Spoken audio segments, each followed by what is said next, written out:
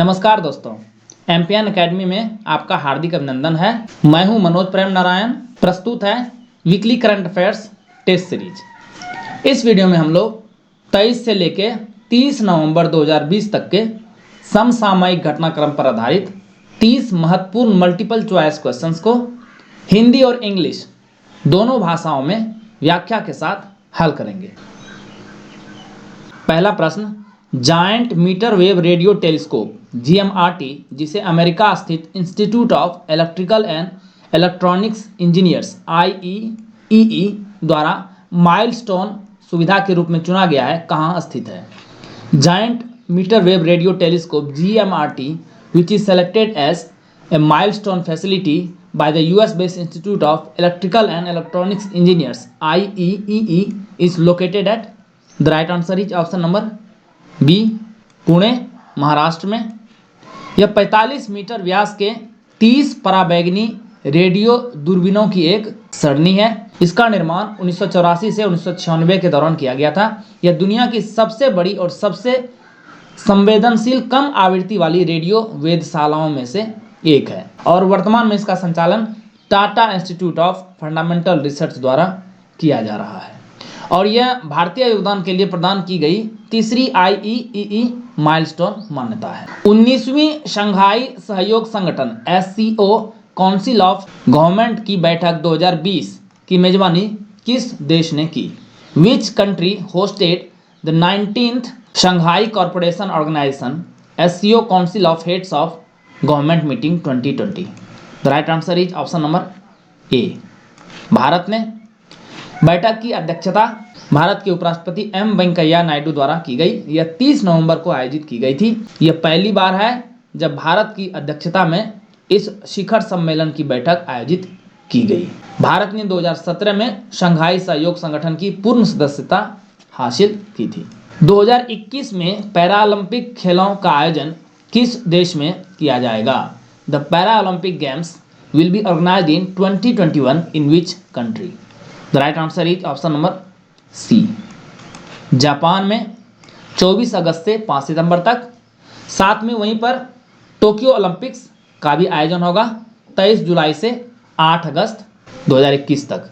इसका आयोजन तो 2020 में ही होना था दोनों का, लेकिन कोरोना वायरस के कारण से ये 1 साल के लिए बढ़ा दिया गया है। अभी वर्तमान में न्यूज़ में क्यों है? हाल ही में हुए जनमत सर्वेक्षणों के मुताबिक जापान में बड़ी संख्या में लोग कोविड-19 महामारी के बीच ओलंपिक खेलों के आयोजन के खिलाफ हैं। बहुत से लोगों को भरोसा नहीं है कि मौजूदा हालात में इन खेलों का सफल आयोजन हो पाएगा। भारत किस वर्ष G20 सम्मेलन की मेजबानी करेगा? India will host the G20 conference in, the right answer is option number C, 2023 में इसकी मेजबानी करेगा भारत। सऊदी अरब की तरफ से आयोजित 15वें G20 शिखर सम्मेलन के समापन के बाद अब अगला सम्मेलन 2021 में इटली में होगा, 2022 में इंडोनेशिया में होगा और 2024 ब्राज़ील में होगा। इससे पहले 2022 में ही होना था भारत में, लेकिन इसको बढ़ा करके अब 2023 कर दिया गया है। पीलीभीत टाइगर रिजर्व किस राज्य में स्थित है? In which state is the Pilibhit tiger reserve located? The right answer is option number C, Uttar Pradesh में पीलीभीत और शाहजहांपुर जिले में स्थित है, जो ऊपरी गंगा के मैदान बायोग्राफिकल प्रांत में तराई आर्क लैंडस्केप का हिस्सा है। न्यूज में क्यों है? पीलीभीत टाइगर रिजर्व और यूपी के वन विभाग ने 10 साल की जगह 4 सालों में ही बाघों की आबादी दुगुनी करके पहली बार अंतर्राष्ट्रीय TX2 अवार्ड हासिल किया है। 2014 में इसमें केवल 25 बाघ थे और यह आंकड़ा 2018 में 65 हो गया। तुंगभद्रा नदी निम्न में से किस राज्य में नहीं बहती है? Tungabhadra river does not flow in which of the following states? The right answer is option number ए, यह केरल में नहीं बहती है, बाकी तीनों जगह तेलंगाना, कर्नाटक और आंध्र प्रदेश में बहती है। यह पश्चिमी घाट से निकलती है कर्नाटक में और कृष्णा नदी में आंध्र प्रदेश में जाकर मिल जाती है। न्यूज में क्यों है? आंध्र प्रदेश के मुख्यमंत्री जगन मोहन रेड्डी ने तुंगभद्रा नदी के सम्मान में आयोजित 12 दिवसीय तुंगभद्रा पुष्करालु त्योहार की शुरुआत की है। इस त्योहार का आयोजन तब किया जाता है जब बृहस्पति मकर राशि में प्रवेश करता है और यह प्रत्येक 12 वर्ष की अवधि में एक बार किया जाता है। भारत सरकार द्वारा किस ऐप का अंतर्राष्ट्रीय संस्करण हाल ही में लॉन्च किया गया है? The international version of which app has been launch recently by the government of India? The right answer is option number A, Umang app. Umang का फुल फॉर्म होता है unified mobile application for new age governance. केंद्रीय electronics और सूचना प्रौद्योगिकी मंत्री रविशंकर प्रसाद ने America, Britain, Canada, Australia, UAE, Netherland, Singapore, Australia और न्यूजीलैंड सहित विदेश मंत्रालय के समन्वयन में उमंग के अंतर्राष्ट्रीय संस्करण को लॉन्च किया। यह ऐप भारतीय अंतर्राष्ट्रीय छात्रों, एनआरआई और भारतीय पर्यटकों को भारत सरकार की सेवाओं का लाभ उठाने में मदद करेगा। इसी उमंग से संबंधित एक और प्रश्न है, सर्वश्रेष्ठ प्लेटिनम पार्टनर का उमंग ऐप पुरस्कार किसे प्रदान किया गया है? Who has been awarded the platinum partner Umang app award? The right answer is option number A, EPFO, employees provident fund organisation. Umang ने 23 नवंबर 2020 को 3 वर्ष पूरे कर लिए और 2000 से अधिक सेवाएं उपलब्ध कराने को लेकर केंद्रीय इलेक्ट्रॉनिक्स एवं सूचना प्रौद्योगिकी मंत्री की अध्यक्षता में एक ऑनलाइन सम्मेलन का आयोजन किया गया। उमंग के साझेदार के तौर पर केंद्र एवं राज्य सरकारों के विभागों के लिए उमंग पर उपलब्ध सेवाओं के इस्तेमाल के आधार पर उमंग अवार्ड्स का भी शुभारंभ इस साल किया गया है। तो ईपीएफओ को मिला है प्लेटिनम अवार्ड, गोल्ड पार्टनर मिला है डिजी लॉकर को। आईसीसी ने नया नियम जारी करते हुए अंतर्राष्ट्रीय क्रिकेट में खेलने की न्यूनतम आयु कितनी निर्धारित की है? What is the minimum age to play in international cricket as per the new rules issued by the ICC? The right answer is option number B, 15 वर्ष। 15 वर्ष से कम उम्र के किसी भी खिलाड़ी को किसी भी पुरुष या महिला अंडर 19 अंतर्राष्ट्रीय क्रिकेट में हिस्सा लेने की अनुमति नहीं दी जाएगी। इस नियमों का मुख्य उद्देश्य युवा खिलाड़ियों की सुरक्षा सुनिश्चित करना है। अब तक केवल 3 ही मामले आए हैं जहां 15 वर्ष से कम उम्र के खिलाड़ियों ने अंतर्राष्ट्रीय स्तर पर अपने देश का प्रतिनिधित्व किया है। तो ये कौन कौन है? हसन रजा पाकिस्तान के, एम घेरसिम रोमानिया के और मीत भवसार कुवैत के। नौसेना अभ्यास सिटमैक्स 2020 का आयोजन किस देश की नौसेनाओं के बीच आयोजित किया जा रहा है? Naval exercise सिटमैक्स 20 is organized between which countries navies? The right answer is option number C, Bharat, Thailand और सिंगापुर। यह त्रिपक्षीय नौसेना अभ्यास का आयोजन अंडमान सागर में 21 से 22 नवंबर के बीच किया गया। भारतीय नौसेना, रिपब्लिक ऑफ सिंगापुर नेवी और रॉयल थाई नेवी के साथ 2 दिवसीय अभ्यास सिटमैक्स में भाग ले रही थी। यह अभ्यास कोविड-19 के कारण अंडमान सागर में non contact at sea only अभ्यास के रूप में आयोजित किया गया। वित्त वर्ष 2020-21 की दूसरी तिमाही यानी जुलाई से सितंबर 2020 में भारतीय अर्थव्यवस्था में कितनी वृद्धि दर्ज की गई है? How much growth has been recorded in the Indian economy in the second quarter from July to September 2020 of the financial year 2021? The right answer is option number C, -7.5%। आप यहाँ भी देख लीजिए चार्ट में। इंडिया सेकेंड वर्स्ट परफॉर्मर रहा है all over world में। Number 1 पे रहा है यूके -9.5 के साथ। भारत ने पहली बार आधिकारिक तौर पर तकनीकी मंदी दर्ज की है। यह संकुचन वित्त वर्ष 2020-21 के पहले तिमाही से एक प्रतिक्षेप है, यानी अप्रैल से जून का जो पहला तिमाही था उसमें -23.9% वृद्धि दर्ज की गई थी, यानी 23.9% की गिरावट हुई थी। यह गिरावट थोड़ी कमी है, अब हो गई है -7.5। 80वें अखिल भारतीय पीठासीन अधिकारी सम्मेलन का आयोजन किस राज्य में किया गया? 80th all India presiding officers conference was organized in which state? The right answer is option number A, Gujarat में। गुजरात के केवड़िया में 25 से 26 नवंबर के बीच। उद्घाटन भारत के राष्ट्रपति रामनाथ कोविंद द्वारा तथा समापन प्रधानमंत्री नरेंद्र मोदी द्वारा किया गया। वर्तमान लोकसभा स्पीकर ओम बिरला इस 2 दिवसीय सम्मेलन के अध्यक्ष भी हैं और इस सम्मेलन का विषय था विधायिका, कार्यपालिका और न्यायपालिका के बीच सामंजस्यपूर्ण समन्वय, सशक्त लोकतंत्र की कुंजी। यह सम्मेलन सबसे पहले वर्ष 1921 में शुरू हुआ था। अंतर्राष्ट्रीय क्रिकेट परिषद आईसीसी के नए अध्यक्ष कौन है?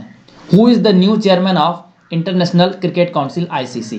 The right answer is option number B, Greg Barclay. ये न्यूजीलैंड के हैं। बर्कले ने सिंगापुर के इमरान ख्वाजा को पछाड़ा और भारत के शशांक मनोहर की जगह लेंगे। इससे पहले शशांक मनोहर आईसीसी के चेयरमैन थे। मनु साहनी ये कौन है? ये आईसीसी के सीईओ हैं और सौरभ गांगुली वर्तमान में बीसीसीआई के प्रेसिडेंट हैं। भारत में सॉफ्टवेयर इंडस्ट्री के पितामह कहे जाने वाले फकीर चंद कोहली, जिनका निधन हाल ही में हो गया, किस कंपनी के पहले सीईओ थे? Faqir Chand Kohli, the father of the software industry in India, who passed away recently, was the first CEO of which company? The right answer is option number D, Tata consultancy services, TCS. इनका जन्म पेशावर पाकिस्तान में हुआ था। वैसे तो इन्होंने इलेक्ट्रिकल इंजीनियरिंग में पढ़ाई की थी एमआईटी से, लेकिन सॉफ्टवेयर इंडस्ट्री के ये पितामह कहे जाते हैं। ये उस वक्त भारत लौटे थे जब बंटवारे के दौरान इनका परिवार विस्थापित हो गया था। 1969 में टाटा ग्रुप के चेयरमैन जेआरडी टाटा ने कोहली से टीसीएस को शुरू करने के लिए इनसे मदद मांगी थी। उस समय टीसीएस दुनिया की तीसरी कंपनी थी जिसमें कंप्यूटर का इस्तेमाल किया जा रहा था। किस भाषा की फिल्म जल्लीकट्टू को 93वें अकेडमी अवार्ड्स 2021 के लिए भारत की आधिकारिक प्रविष्टि के रूप में चुना गया है? Which language film Jallikattu has been selected as India's official entry for the 93rd Academy Awards 2021? Academy Awards यानी Oscar award. The right answer is option number D, Malayalam भाषा की फिल्म है। विदेशी भाषा की फिल्म श्रेणी में ऑस्कर के लिए भारत की यह आधिकारिक प्रविष्टि हुई। यह ऑस्कर पुरस्कार के लिए शॉर्टलिस्ट होने वाली तीसरी मलयालम फिल्म बनी। लीजो जोस पेलिस्री यही इसके निर्देशक हैं। यह फिल्म एक बैल के इर्द गिर्द घूमती है जो अपने निर्धारित वध की पूर्व संध्या पर दूर दराज के एक पहाड़ी गांव के एक बूचर खाने से निकलता है और इस बैल को रोकने के लिए पुरुषों की एक पूरी जमात आगे आती है। किस देश के विश्व प्रसिद्ध फुटबॉल खिलाड़ी डिएगो माराडोना का निधन हाल ही में हो गया? Which countries world famous footballer Diego Maradona passed away recently? The right answer is option number C, ये अर्जेंटीना के थे। 60 वर्ष के मैराडोना का दिल का दौरा पड़ने के बाद 25 नवंबर को निधन हो गया। इनका जन्म 1960 में हुआ था। अपने पेशेवर करियर की शुरुआत इन्होंने मात्र 16 वर्ष की उम्र में की थी। 1986 में अर्जेंटीना को देश का दूसरा विश्व कप खिताब दिलाने में इन्हें मुख्य खिलाड़ी भी माना गया। किस राज्य की कैबिनेट ने जबरन धर्म परिवर्तन के खिलाफ एक अध्यादेश पारित किया है? Which state's cabinet has passed an ordinance against forced religious conversion? The right answer is option number C, Uttar Pradesh. 24 नवंबर को उत्तर प्रदेश गैर कानूनी धर्मांतरण निषेध अध्यादेश पारित किया गया।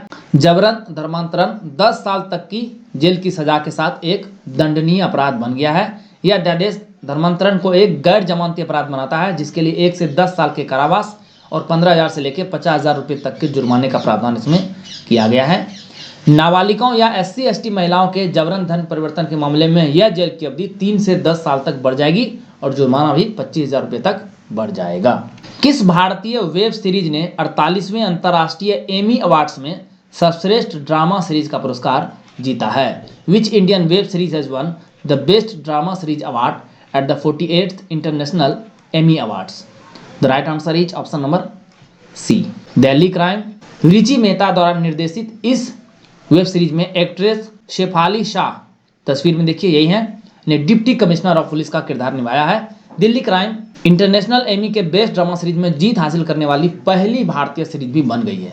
यह वेब सीरीज 2022 दिल्ली गैंगरेप और हत्या की एक काल्पनिक कथा है। किस राज्य से राज्यसभा सांसद अहमद पटेल का निधन हाल ही में हो गया? Ahmed Patel who passed away recently was a Rajya Sabha MP from which state?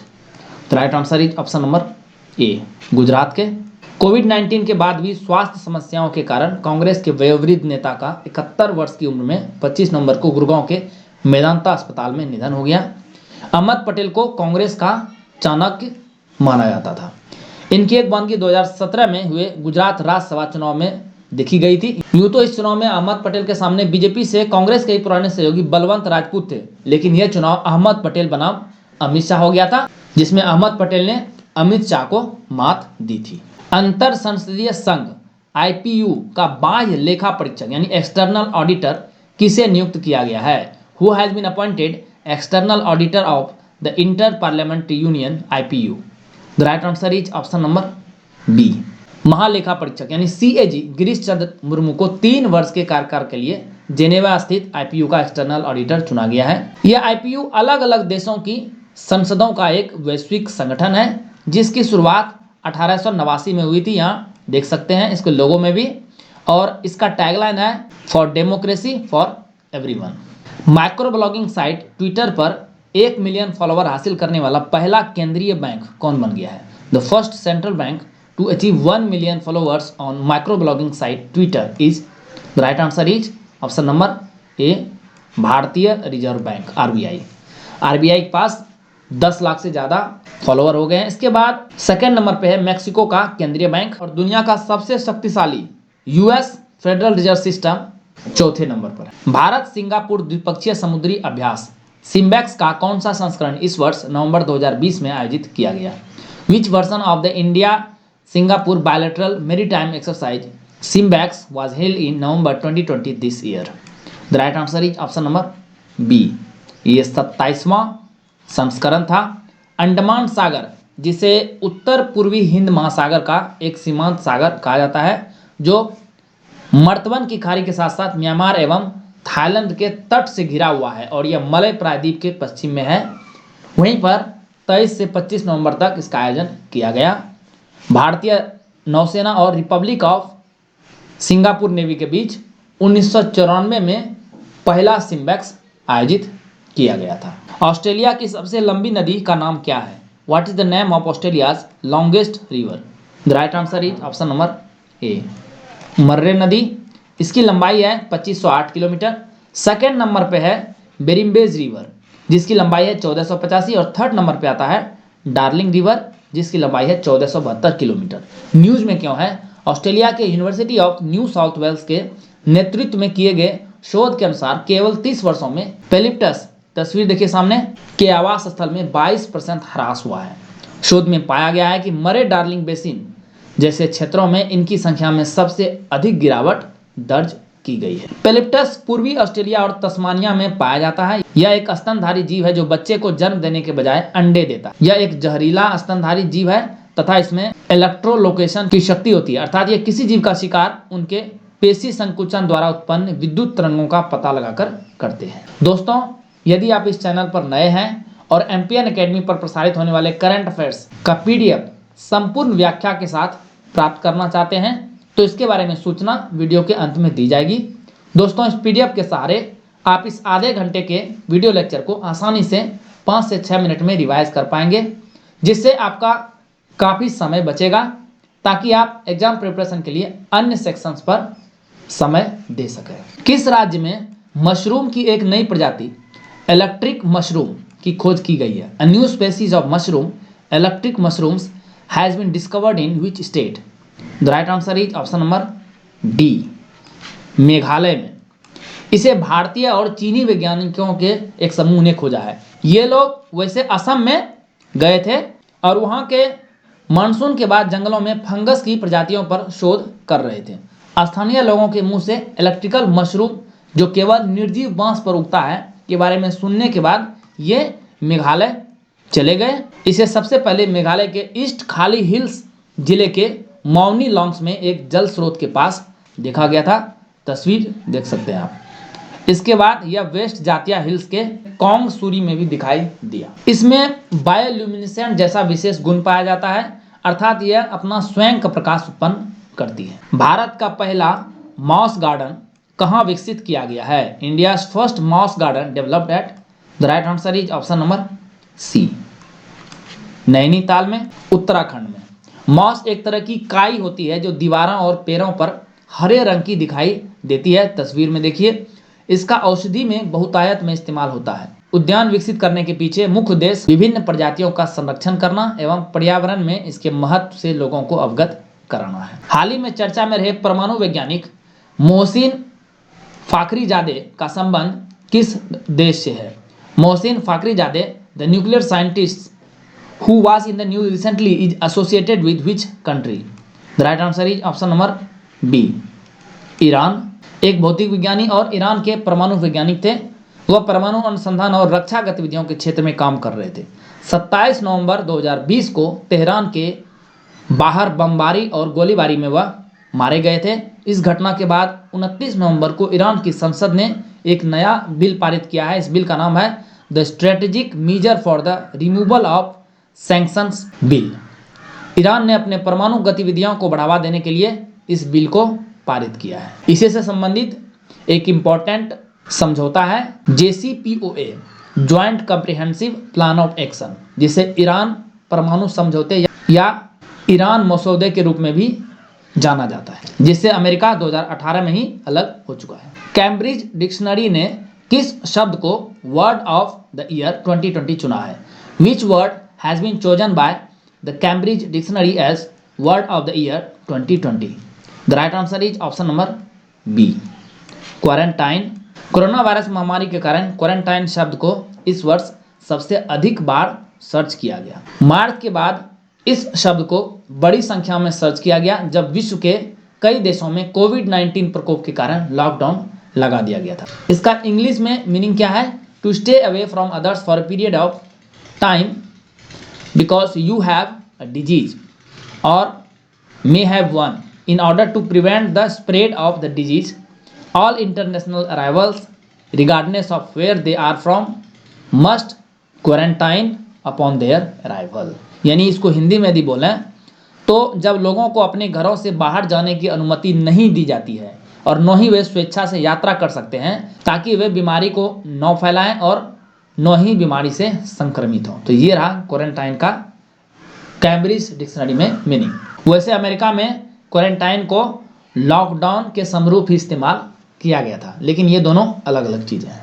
नवंबर 2020 के चौथे सप्ताह में भारत के दक्षिणी पूर्वी तट से टकराने वाले चक्रवाती तूफान का नाम क्या है?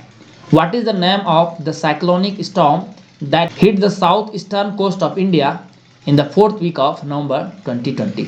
The right answer is option number B, इसका नाम था निवार। बंगाल की खाड़ी में बने कम दबाव के क्षेत्र में पैदा हुआ चक्रवात निवार रौद्र रूप धारण कर 25 नवंबर की रात, यहाँ देखिए ये डेट, 25 नवंबर की रात तमिलनाडु और पुडुचेरी के तट से टकराया। 2018 में चक्रवात गाजा के बाद 2 वर्ष में तमिलनाडु में आने वाला यह दूसरा चक्रवात था। और देखेंगे इस वर्ष यानी 2020 में उत्तर हिंद महासागर के क्षेत्र का यह चौथा चक्रवाती तूफान था। इससे पहले 3 चक्रवात आए हैं, सभी का नाम देख लेते हैं। चक्रवात गति, ये 22 नवंबर को अफ्रीकी देश सोमालिया में इसका लैंडफॉल हुआ था। उसके बाद अम्फन, ये मई 2020 में पश्चिम बंगाल में, और निसर्ग जून 2020 में महाराष्ट्र में। ये जो निवार है इसका नाम सुझाया था ईरान ने।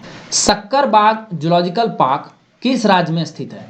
Sakkarbaug zoological park is located in which state? The right answer is option number A, Gujarat में, जूनागढ़ में। न्यूज में क्यों है? गुजरात के वन विभाग ने 12 तेंदुओं को जामनगर में एक निजी बचाव और पुनर्वास केंद्र में स्थापित कर दिया है। इन तेंदुओं को मनुष्यों के साथ संघर्ष के दौरान जंगलों से पकड़ा गया था। यह परियोजना राज्य में इस तरह की पहली परियोजना है। इस परियोजना को रिलायंस इंडस्ट्रीज लिमिटेड और राज्य सरकार के बीच सार्वजनिक निजी भागीदारी यानी PPP के तहत कार्यान्वित किया जा रहा है। इस तेंदुए को जूनागढ़ के सक्करबाग जूलॉजिकल पार्क से जामनगर में स्थित Greens Zoological Rescue and Rehabilitation Kingdom में स्थानांतरित किया गया है। अंतिम प्रश्न, इसके बाद PDF के बारे में जानकारी दी जाएगी। लक्ष्मी विलास बैंक का विलय किस बैंक के साथ कर दिया गया है?